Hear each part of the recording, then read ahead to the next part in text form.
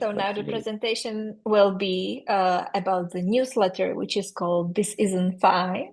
We can see that Joe changed his background, so it looks like it's gonna be wild. Looking forward to it. That's right. Okay. So um, there's a newsletter out there if you want to take weekly action against contract cheating because it's there and it basically has been operating with impunity for a long time. Though there are some amazing people on this call, which you'll hear from later, who have also taken to task kind of fighting SA mills. And I give massive kudos uh, to Wiru, to Sean and Kane, and to many of the other people in Australia and abroad who have taken direct action to block SA mills and to mess with them. So we need more of that, quite frankly. So this is a blog that's dedicated to intel and information and action against SA mills and contract cheating. It is based on a meme. Yes, I know. That's will come probably more. Why that is will come up later. So SA mills and contract cheating, right? It's difficult to prevent, it's difficult to detect, and it's difficult to prove, right? And in a lot of cases, the kind of impetus for this, for me, which came up was running an online, large, scaled education environment. In a sense, I had all of these tools put up in place, but every once in a while I receive this email that's like, hey, I've got a username and password, and here's a bunch of files that I've submitted to your learning management system. I'm not the student, right? They contracted us, but they didn't pay you. Yeah, they didn't pay us. So we're going to tell on them because, they're cheaters, right? But it's like, oh, this is really a terrible defense if that's the only way that I'm able to detect a contract cheating at my university. So um, I didn't like that. I started to really research and try to understand the SA mail market. So how I did that was I set one up, right? So it's called a honeypot. I was curious to know, okay, how do students find these, right? How do you find an SA mail? How do you engage with these things? And then they do it through searching for them, right? They do it word of mouth, any other way that you are doing this. So I set up what's called a honeypot, which was just a place it posed as a SA mail site called Stealth SA.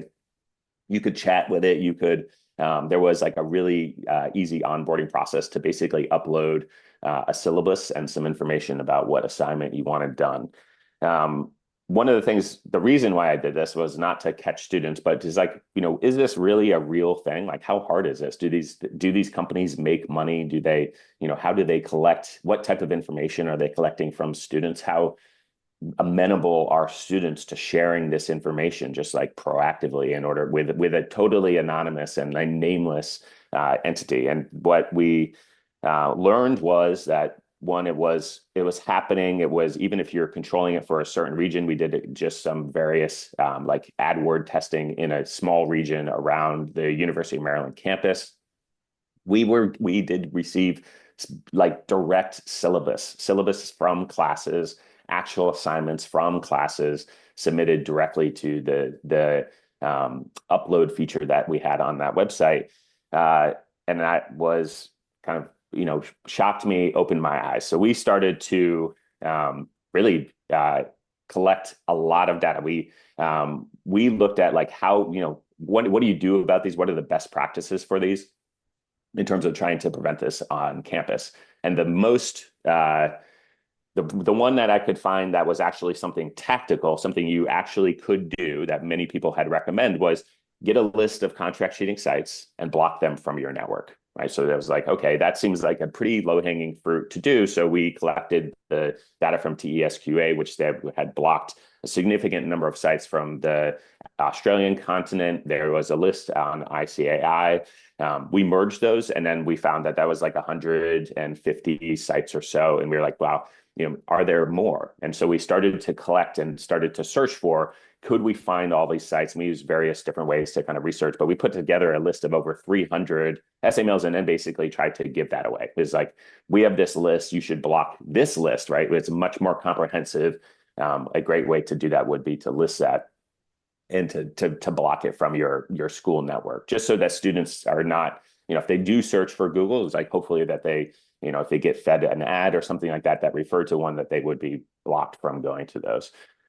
Obviously, when you start to collect this data, you get, I had a lot more ideas of like, oh, can we find any, is there ways to tie these together, or is there additional information that we can learn from these sites that connect them in various ways in terms of corporate structure, where they're located, the different sites that are using them? Are they Cloudflare users? Are they using Google? Are they using social networks to do all these things? And we created, I think it's something like 300 times, I don't know, 80 different fields of data that we update regularly, in addition to traffic, right? Because one of the things, if you want to know your enemy, is how much attention are they able to glean. So we have a database and a kind of like dashboard. You can look up any individual site to see what information we've collected on it. That includes where they're headquartered, how much traffic they are receiving, what their page per essay is costing.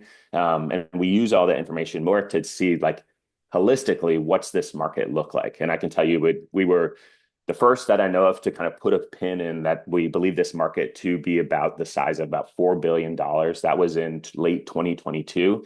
That's come down significantly with the advent and introduction of generative AI writing tools, but the pricing remains about the same on a per page basis. There's about 10% of the sites that we have indexed have actually failed over the intervening 24 months, which is great, right? Fewer essay mills, the better. But we do see more and more. We do regularly add active sites to the list. We've seen some kind of other interesting trends as well, but that's the kind of what we've been able to do, is look at traffic, revenue, ownership of these sites. For why we focused on like the meme for this, or why it was is based on a meme, is that we see memes are actually a great way for the essay mills to communicate directly to their clients, right? So they use a lot of current events, memes, jokes, and other ways to try to normalize or to do some moral rationalizing with students of like, here's why you should, here's why we're like good, we're together, we fight the kind of this stodgy, white tower of academia. It's pointless to get your degree, so why would you all do the work either? There's a whole bunch of different tactics that they're trying to play into in terms of like, convincing students that this is normalized behavior. So we were like figuring, I was like, okay, I might as well make some fun of it as well. It's not, I feel like it's deadly serious, but but if they're going to joke, I got jokes too. So, what we did, the different things that we've been focusing on in ways that this has changed in the past is, there's been a significant rise of sites that basically look exactly like essay mills, but basically you do a find and replace of, write like homework help by humans, or we write your essay for you, to use AI to do these exact same things. They're leveraging exactly the same thing, terminology. So it's been really interesting and surprising to see kind of these built for purpose AI cheating tools. Not that I'm saying that all AI writing is cheating, but these tools are specifically set up in ways that mimic essay mills. That's been a really interesting thing to follow. A number of sites have actually put up sister sites with they advertise across those sites, that they existed previously only on our essay mail list, but now they also have a sister or companion site which is dedicated to AI writing, and they basically share users and refer back to each other with the same corporate structure. Another thing we learned is that social networks, generally community guidelines, many of these search engines all have some type of prohibition against academic fraud, especially for the ads that are being run on their networks. But their filters really suck, right? So it's very easy. I learned in the honeypot that we were setting up to basically just reapply and to tweak, and then once you get an ad approved, to change that ad. So the reason why we see so many ads for essay mails where it will literally say, write my essay for me, is because the ads are easy to change once they've made it through the filters. We tried to work directly with Google, and basically they reiterated that the policy was stated academic fraud is prohibited expressly by the ad policies for Google Ads, but they provide a tool called ad transparency, where basically they leave it up to users to flag ads that have made it through the filters against the rules. So that's was one way. The other thing that we have been basically trying to work on is building awareness and taking action. So in terms of uh, taking action, what we do is we use the user kind of the end user tools that are provided by either the social networks or search to basically say like, hey, here's an ad that's bad. And then we send it to our reader base and then we ask them to flag it. It's real simple, right? It's like, it is whack-a-mole on a massive scale, but it does work. We are taking down these ads. We are reducing, even in a small part, the number of students that are seeing these ads to hopefully have some additional impact on whether students are using essay mills. So this all kind of started as a joke where it's like, we have all this, it seems like a really bad situation if you're in academia, because we have essay mills, we have AI, we've got all sorts of cheating technologies, and we're just like, well, we will have a one annual event against it, and then next year we'll come back to it. And I was like, we could do a lot more to try to fight this directly, especially and it doesn't require that you are in a student conduct office or that you've been tasked or that it is your role on campus. There's individual work that can be done. So right now we offer basically quarterly updates on the essay mill data that we have. We track all of the changes in traffic and kind of comment on that. We also publish every Monday and basically is like a takedown for an opportunity for you to click and for you to say that ad shouldn't be displaying. For Google right now, it's easy to once we solve it for Google, which we have no time in the future because there's hundreds and hundreds of ads that are still active. Shifting to sites like Instagram and some to Bing and others is probably within the realm of this as well. So future goals, continue to apply downward pressure, right? We are seeing like a pretty significant decline in essay mail traffic. That's not because of this blog, that is because of generative AI. We are so as the more downward pressure we collectively can put on this, I think the better off we will be to put those businesses out of business. We provide accurate, actionable information about this, right? Is like there's a lot of things that we can do. We are monitoring this kind of shifting market, and I think that's a healthy thing to do, is understand how trends by students are changing from traditional essay mill market to something that looks like the essay mill market, but is actually AI writing tools, which are kind of built for purpose. And our goal also is to just continue to spread awareness about this issue.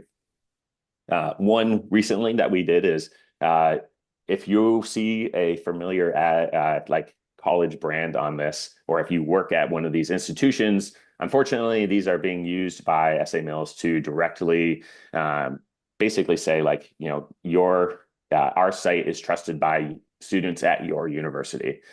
There's about 200 colleges that are listed across the 330 essay mills that we have looked at, for a total of like a couple hundred different places that they are. Some are listed a lot.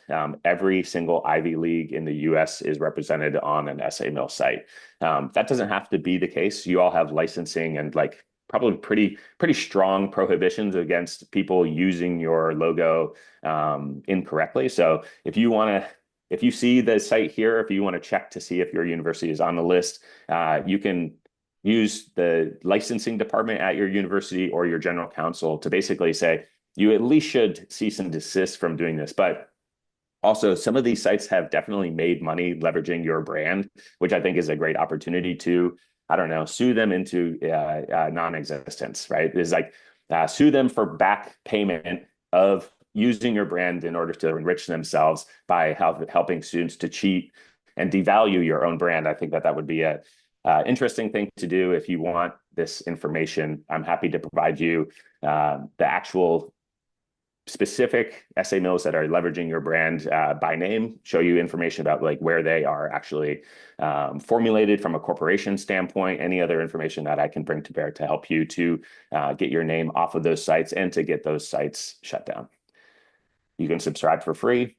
We do also sell access to that whole database. Mostly we just keep it behind a paywall because that's pretty sensitive information and I'm not looking to get doxxed. So yeah, but yeah, there's hopefully sunshine in the future. Thank you, Joe. That's impressive, actually, what you did. If I may ask, how many people got caught to the honeypot? Is there like any It number was specific?